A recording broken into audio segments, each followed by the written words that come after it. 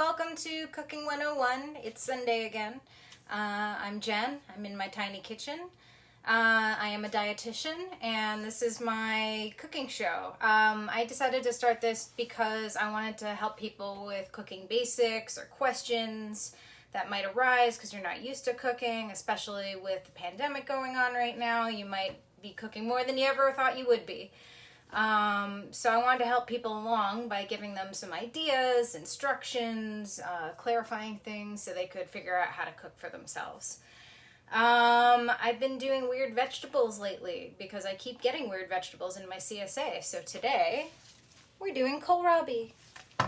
I'm going to show you how to make refrigerator pickles, and I'm going to use kohlrabi as an example. And we're just going to talk about what the heck kohlrabi is and why, what to do with it when you get it. And this one's a little less niche than last week. Last week I did seltus or Chinese lettuce, which is a weird thing that you don't see a lot here. You see it in China, you see it in Asian markets. You don't see it here a lot, although it keeps creeping into my CSAs. So I wanted to highlight it. Kohlrabi, this is more of an American vegetable. I've seen it a lot more often. I've seen it in like Whole Foods in the produce section.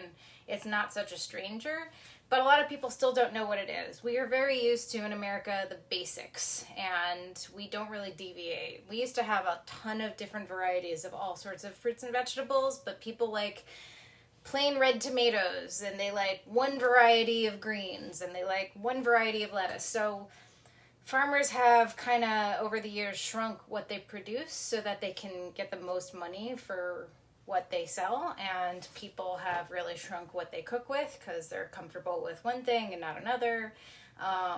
Americans have a very change is bad attitude towards food. So we don't really know a lot about the variety of produce that can be accessed. But that doesn't mean that the vegetables have gone away, and now in the last couple decades, farmers, especially niche farmers, farmers markets, have started growing these other varieties because they look cool and people are more interested in food than they ever have been in the last 100 years. And we have kind of the luxury of exploring what different varieties do and how they taste. So kohlrabi's making a comeback. Now, what the heck is this thing? It's not a root vegetable. It looks like a giant beet, but it's not a beet. I think one of the names for this is some sort of turnip. I can't remember what kind of turnip, but it's not a turnip either. It's not a root vegetable. The root is actually down here, and this kind of sits on top of the grass or on the dirt, and the leaves grow up, and it looks like an alien, and it's awesome. It is actually very healthy. I was actually really surprised. There's almost no calories to it. There's no carbs. It's not starchy at all. A lot of root vegetables are pretty starchy, so people don't like them for that reason. This is not starchy. This is 5 grams of fiber for this thing, which is a lot. There's protein in here. Very minimal carbs. It also, this thing has like 93% of your vitamin C for the day, so it is super packed with antioxidants and C vitamins, and yeah, go for it. The whole thing is edible. You can eat the leaves and you can eat the bulb. These little cuts in the side are actually from these spindly things that grow off. It's just that I've had this kohlrabi for like 2 weeks, and the spindly things started to get gross, so I just peeled them off. But it makes this nice zebra pattern, which I kind of like. But it's just from these guys growing off and then peeling off. What does it taste like? It's like the stem of a broccoli. That's what it tastes like. You can eat it raw. It tastes like the stem of broccoli. You can cook it. It tastes like the stem of broccoli. It does get soft when you cook it. The last time I had a kohlrabi, it was like years ago, and I was like, what do I do with this? And I ended up chopping it up and putting it in a soup, which is totally valid. You can do that. But you can also put it in salads. You can use it literally any way you use broccoli. It's got a very mild flavor. It likes to take on other flavors. You can saute it. You can just eat it as is. You don't have to peel it or anything. Just give it a wash and chop it up, and it's good to go. So it's a pretty easy vegetable and pretty versatile. There's nothing crazy you have to know about it, except that it's good for you. It comes in purple. It also has this really cool looking root. I just want to show you guys because I was like, whoa, it's got really good color in it. It also comes in green. So if you see one that looks like this, but it's green, kind of looks like an octopus when it's upside down, then it's the same thing. It's just different color, different variety. The leaves are also edible. Again, chop them up, saute them. So today I wanted to do something with pickling. I, from time to time, like to can things and pickle things because when you have a lot of vegetables and you're not sure what to do with them, I like to preserve them rather than let them rot and throw them out. I don't like food waste. Canning is very labor intensive, but it can be really fun. And when you have like a big collection of canned goods, it's awesome because you can be really proud of what you've accomplished there. We are not going to do traditional canning today because this is from the brassica family. Brassicas include broccoli, cabbage, Brussels sprouts. And the canning process requires a lot of high heat. So the way you preserve something so that you can just stay on the counter for months is you cook it to a really high temperature and you cook everything inside, which kills off all the bacteria that would make it go bad. And then it's good to just kind of sit there and not be refrigerated. Now, if you do that with any kind of brassica, cabbage or broccoli, it's gonna taste weird and off and kind of farty, and it's gonna turn an ugly color. So because they have those properties, we're gonna avoid heat with this. There's a little heat involved, but we're not cooking the can. We're making what's called a refrigerator pickle, which is a whole category of pickles. There's regular pickles where you pour the stuff in that would preserve it, and then you cook it under high heat, and it's good to go. It can sit on the counter forever. Or not forever, but for a very, very long time. But a refrigerator pickle, you cook the ingredients that preserve it separately, you pour it in, you put the stuff in raw, and then you just stick it in the fridge once it's cool. That will still stay good for a very, very long time. We're using a lot of things that preserve vegetables for a very long time. Vinegar is one of those things. We're adding a little bit of honey today. That's another preservative. And we've got salt, which is a preservative. All these things make the environment inhospitable for bacteria. So it's still a pickle. It's still going to last a long time. You just can't leave it out on the counter indefinitely. You got to stick it in the fridge. And then while it's in the fridge, it'll hang out. It'll be fine. But we're not heating this sucker up because it's going to smell like farts. So we're going to avoid that. So I got this recipe from this really cute book. It's called Preserving by the Pint. You can find it on Amazon. This is kind of a quirky, niche preserving book. If you have never done pickling before or canning before, I highly recommend you get the Bible, which is by Ball Jar Company. Home Preserving. I know it's backwards. I'm sorry, guys. I just want to show you the cover of the book. This is also available on Amazon, but Ball Jar Company, that makes mason jars that you've all seen and drunk out of. This company has created a pickling, canning, preserving Bible. It's how I learned how to do everything.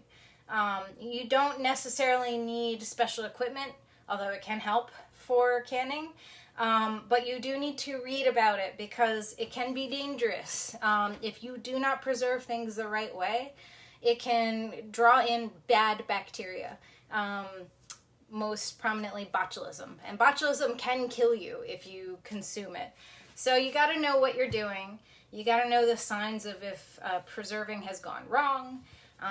So buy the book, read it. It's awesome. You can jump right into it. It'll show you what the proper ratios are for preserving fruits and vegetables. Never can meat. Don't do that. It requires really high temperatures, a pressure cooker, a lot of diligence, and can still be dangerous despite that. Meat is probably the hardest thing to preserve. Fruits and vegetables are a lot easier, but you have to make sure you've got things that will keep the botulism out. So salt is one of them. High amounts of sugar is another.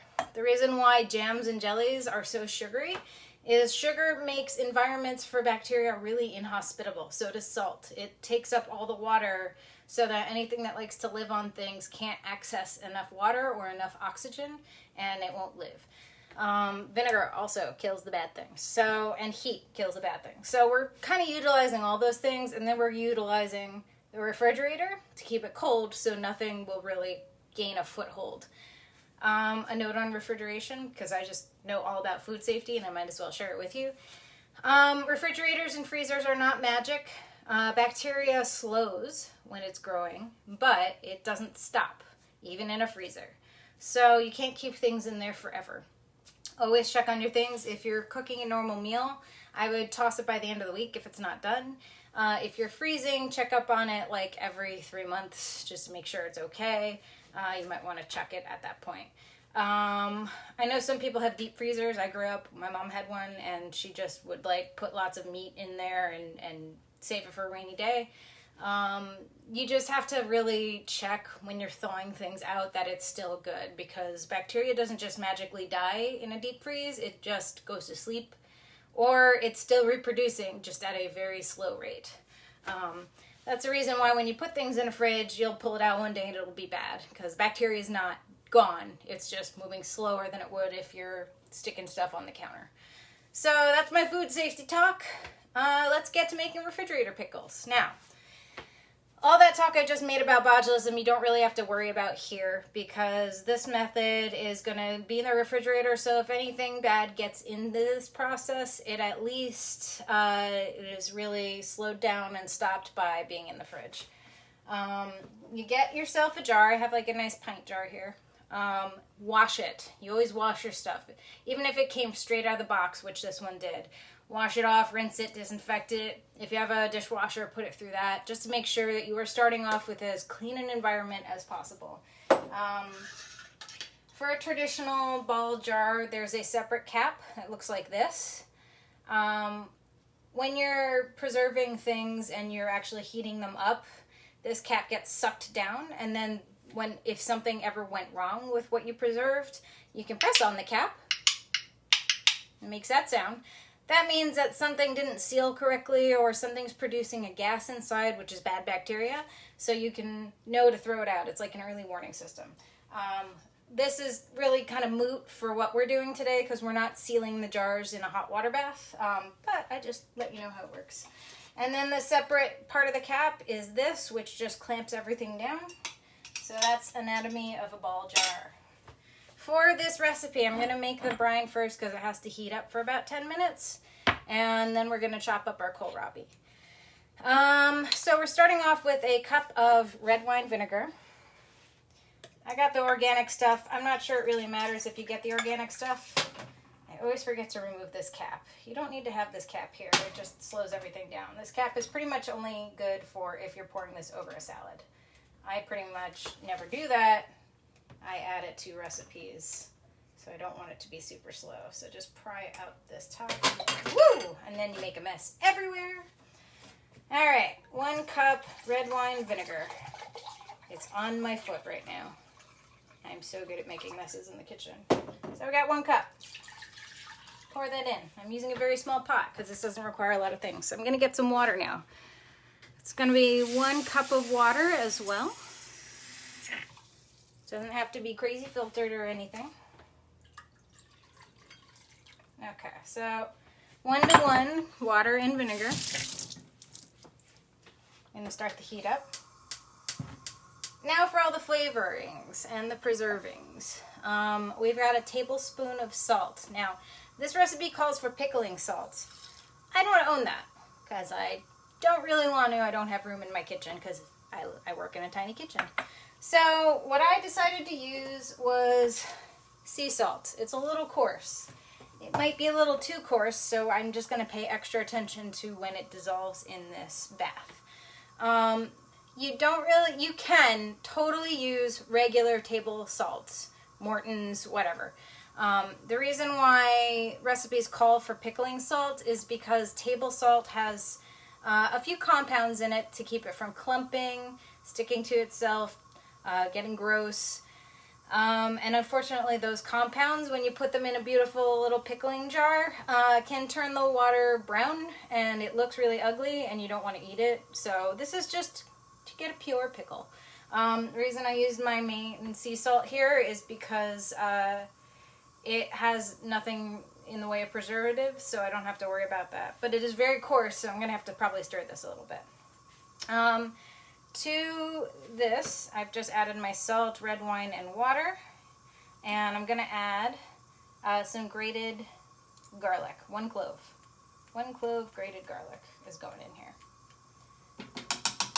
So to grate my garlic and to grate the ginger you're about to see, I used a microplane, which looks like a giant file. I love microplanes. They're awesome. It is way better than getting a box grater and trying to grate a single piece of garlic. So I've also got a tablespoon of grated ginger in here, which I grated while it was frozen, so it's a little watery right now. But it's still ginger, so we're all good. Alright, so we got 1 clove of garlic, a tablespoon of grated ginger. We got half a teaspoon of black peppercorns. Putting that in. I also had a full tablespoon of salt, and then we're adding a tablespoon of honey as well, which I'm going to pour out here. I am using orange blossom honey because it's what I had. You can use any honey you want. This is already getting really hot, and it's hurting my hand. This honey is slow. Come on, out you go. Okay, so we're going to bring this to a simmer, this whole mixture, which I'm going to stir real quick. By the way, I'm using a silicone spatula, so it is actually very, very heat resistant. So I can stick it in this hot pot and it's not going to melt. So just stirring that up. Our nice mixture, our pickling mixture here. We're going to bring this to a boil and then we're going to simmer for 10 minutes. And I wanted to get that going because now we can concentrate on breaking down the kohlrabi. Alright, always put your caps back on things or you'll make even more of a mess. So for our purposes, I'm going to concentrate on the bulb because the leaves aren't probably going to preserve very well. So I'm just going to break them off. You can save them for something else like a saute. Just put them aside. There we go. Woo! Slippery. Okay. We're doing well.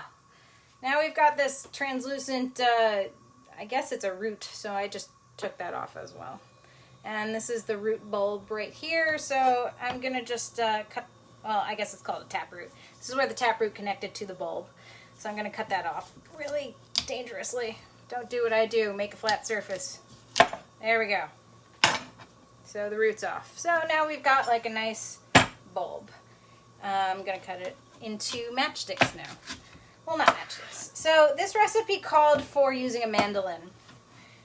There's no way in hell I'm using a mandolin on live video because mandolins are really dangerous. If you don't know what a mandolin is, I'm not talking about the instrument. I am talking about a kitchen gadget that looks kind of like a guillotine on its side, and it's got a very sharp blade. And it's really good for making beautiful, uniform julienne sticks of stuff.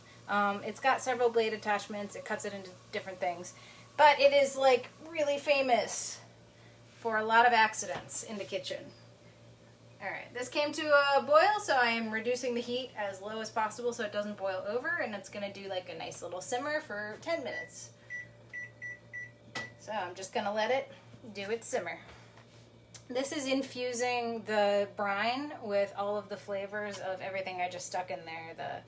The grated ginger, the grated garlic, the peppercorns, the honey. Everything's just going to kind of marry together in there. Alright, so back to the kohlrabi. So it's a solid white mass inside, nothing crazy. There's no seeds you have to worry about. I'm just going to cut it into sticks. So like I was saying with the mandolin, it makes everything look really pretty and perfect and uniform. But I could have lost a finger showing you how to use it, and I just don't want to do that. That seems like a bad plan. So I'm setting this up for least amount of goring my own hands. So I'm just going to cut it in sticks that kind of look fine. They're not going to be the same size. That's okay. But, I don't know, whatever size you want your pickled product to look like, it's going to look like that. Now, as I'm cutting it, I've noticed it's very crisp. It almost has the texture of an apple. That's how much like fiber's in it. It's not starchy, it's not soft, it's not squishy. It's like a broccoli stem. That's the best comparison I can make. Alright, so, I mean, they're not perfect, but at this size, it's pretty easy to make matchsticks that look pretty good.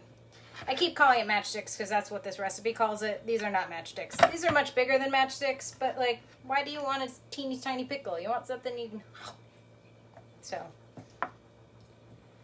there we go. Alright, I may have turned this down a little too low. So I'm going to just turn the heat up slightly.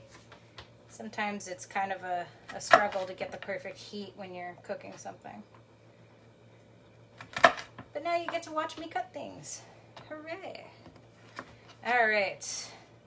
So for anyone who is just tuning in, we are making kohlrabi refrigerator pickles. Refrigerator pickles are pickles that you create a brine, either sweet or salty for, and then you stick it in the refrigerator. You do not seal up the jar and cook it because that will make this thing taste like farts. Kohlrabi is in the brassica family, and just like if you overcooked broccoli or you overcooked cabbage or Brussels sprouts, it gets a little farty. So we're not doing that. We're keeping this nice and crisp and fresh. We're heating up a brine to kind of meld all the flavors, and then we're just going to stick everything in a jar and then stick the jar in the refrigerator, and the cold is going to help preserve it along with the brine. Cold and brine together is a really great marriage because they look out for one another. The cold arrests the bacteria and the brine makes it inhospitable. But because we can't seal the jar, that means something might get in. So it stays in the fridge so that something is less likely to get in. So I'm cutting up my kohlrabi. And this is basically blasting vinegar in my face, which isn't the most pleasant thing. So if you have a less tiny kitchen, don't cook when you're like facing right over the vinegar. Vinegar gets airborne really easily. So there's your really important cooking tip for the day. So we're just chopping up the kohlrabi, and then it's going to just go straight into the jar as is. So I've done almost half of it. I'm going to start loading up this jar. I have a second jar on standby if this doesn't fit. And I really I underestimated how much kohlrabi was here because I really thought it could fit in one jar, but it might not. So we're going to see what happens. Okay, so almost done cutting half of this thing. Now I'm going pretty slow cutting this up, and that's just because I want the pieces to look as pretty as possible. And you don't have to go as slow as me. It is what you make of it. Maybe we can fit the whole thing in here. There we go. So I'm trying to evenly distribute things. When you're making refrigerator pickles, packing things as closely together as possible is a good thing because you're not leaving any space for oxygen. Bacteria love oxygen. So we are making this an inhospitable environment. That's kind of the name of the game for when you make any type of pickle, whether you are processing them or you are just doing a refrigerator pickle. Okay.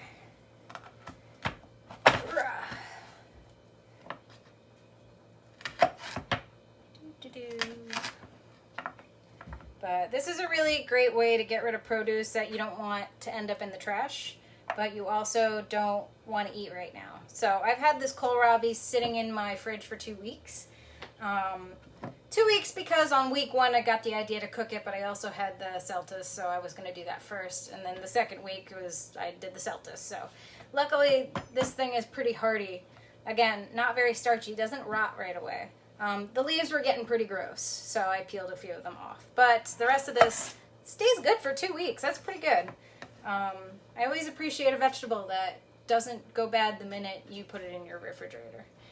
You definitely have to store this in a plastic bag or something that's a little more airtight because the leaves get cranky otherwise. But it otherwise stays good for a pretty long time. Alright. Some of these are a little bit bigger, but I'm going to shove them in here anyway. We're just power packing this thing full of kohlrabi sticks. And I'm putting them up and down so that I can reach in here later and just pull out a stick and it'll be very nice and ready to go. As always, be very careful while cutting. Do not lose fingers. If you're not used to handling a big knife, go slowly. There's no rush. There's kind of a rush. I don't want to keep you here forever. Half an hour has gone by, and we are not done with our pickles yet. We're getting there, though. Alright, so just really start shoving them in there. Any place they go. Anywhere they fit. We're going to just power pack this. But again, if you're just tuning in, kohlrabi is edible as is. You can eat it raw. You can eat it cooked. You can put it in a soup. You can put it in a salad. It is very versatile. It is low in calories, low in carbs, high in fiber, has some protein, crunchy, tastes like broccoli stems. It is all those things. And it is really high in vitamin C for some reason. I could not believe I saw how much. It has other vitamins too, but it's like 12% of your daily value or 10%. And then it was vitamin C was 93% of your daily value. So, I don't know. If you're feeling sick, eat some kohlrabi. Maybe it'll help.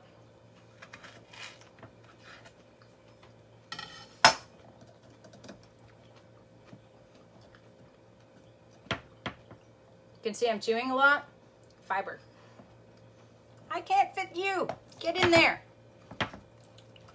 So just shove this stuff in wherever it fits. All right.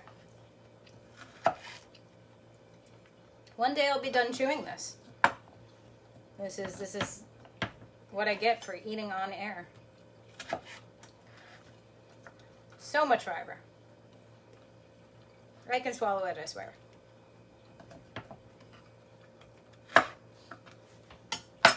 Okay.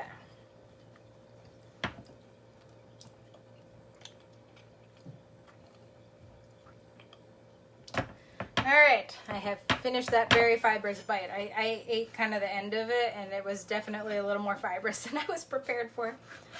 Woo! Alright. Everything still smells like vinegar. I will probably smell like vinegar by the end of this. The joys of a tiny kitchen. I gotta say, that's been the one rough thing, is that me and my husband have both been cooking more lately, but because we have a tiny kitchen and a tiny apartment, the entire apartment then smells exactly like whatever we've been cooking. So there are some tiny kitchen joys. But who knows? I mean, vinegar is cleansing, so maybe that'll clean out the fact that my apartment smells like various fried meats, because my husband got on a bacon kick and I got on a chicken kick, and everything smells like all the stuff that kicked into the air. So now we'll have nice cleansing red wine vinegar fumes instead. Okay, I almost got the entire kohlrabi in this jar. Almost. Again, it's fine if it's packed. You kind of want it to be as packed as possible, because that leaves very little room for the bad bacteria to get in. This kind of takes up the oxygen, so any remaining oxygen is then consumed by the brine that we're simmering right now. And it all works out for the best. Okay, so this is just about done. Now we add the brine. I can guarantee you now I'm going to make a mess. But what you do is you get yourself a sieve, and you want to put it over the top of the jar, because there's peppercorns and stuff in here we don't really want to add. We just want the liquid that we have simmered. So turn off the heat, and now we're going to very, very carefully start adding this mixture. By pouring, I'm afraid. I'm so afraid. Oh God, we're making a huge mess. Okay, gonna put this down. I'm gonna do it in the sink so you don't have to watch me make a giant mess all over everything. Okay, you can probably use a funnel. I just don't really have the room to do that. Of course, now that I'm pouring it over the sink, it's going beautifully. Okay, I barely used half of what I cooked up in this brine. I'm going to get some pot holders to handle this now, though, because there's hot liquid in it. Alright. Avoid the mess. There we go. Okay. Can you see this? You can. There is my jar of pickles. My jar of refrigerator pickles. Now, I'm going to screw the lid on and press everything down further. And it's probably going to have a little liquid come out. Ooh, that's hot. But I'm just going to pressurize it. Now you do want to pour it pretty much to the top. You want the brine to kind of cover everything up. Okay. This is really hot, so I'm not going to pick it up again. But here is our completed jar of refrigerator pickles. From here, you just kind of let it cool off, and then once it's cooled off, you can put it in the fridge, and then it kind of does its thing. You can eat them right away, or you can save them and just try them a little bit later. Either way, it's going to be good. The longer they're in there, the more the flavor is going to impart on the kohlrabi as it kind of sits there. But that's what you do when you have a vegetable that you don't like, is look for a way to make it more interesting, or save it for later, or both. So I hope this was helpful. You kind of learned two things. You learned what the heck a kohlrabi is, and then you learned a little bit about preserving and pickling, which is a fun thing to get into. Look in the books. You'll see all sorts of different ways to do this. You can do it with sweet brines. You can do it with savory and salty ones. This is kind of a mix of both because it's got vinegar, but it's also got honey. It's got some ginger and garlic going on. So I'm really interested to see what this will taste like. I've never tried this recipe before. But that's kind of the gist. So thank you for joining me, guys. I hope you enjoyed this show. And if you have any questions, please leave them in the comments. And if you would like to contribute in any way to the show, I do take donations through my Venmo. It's at JSRockRD. If you would like to see what services I offer, you can go to my website, which is jrockrd.com. And if you just want to know what the heck I was doing on the show today, or if there's something else I can do, you can just leave a mention in the comments. I'm happy to read them. I love when you guys tune in, and I love when you guys give me ideas and feedback, so keep them coming. Thanks for joining me, and have a great rest of your Sunday.